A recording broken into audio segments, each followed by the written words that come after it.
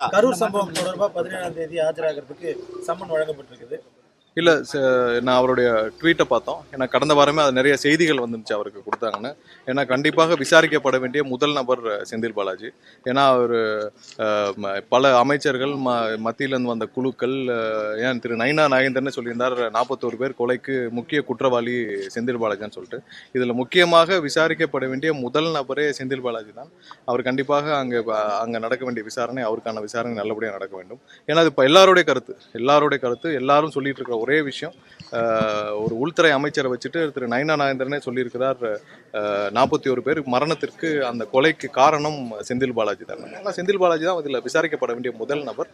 கண்டிப்பாக இது அவருக்கு கொடுக்கப்பட்டுள்ள சம்மன். அவர் கண்டிப்பாக ஆஜராகி கண்டிப்பாக தேவையான ஒத்துழைப்புகளை சிபிஐ கொடுக்கணும்னு வேண்டும். வேட்பாளர்கள் பட்டியல் எப்போ சார் வெளியே? இல்லை, அதெல்லாம் தலைவர் தான் முடிவு செய்வார். இப்போதான் நேர்காணல் ஆரம்பிச்சிருக்கு.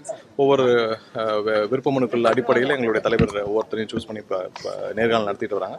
ஸோ அடுத்தடுத்த கட்டத்தில் முடிஞ்ச பிறகு எங்களுடைய தலைவர் தான் முடிவு செய்து பட்டியலை என்று வெளியிடணும். தலைவர் கண்டினியூஸாக போதும் நேர்காணல் இல்லை, ஒவ்வொரு நாள் வேற வேற பணிகள் இருக்கும், மாற்றி மாற்றி இருக்கும். அடுத்தடுத்த பணிகள் எப்படி இருக்கோ அது தலைமையிலேருந்து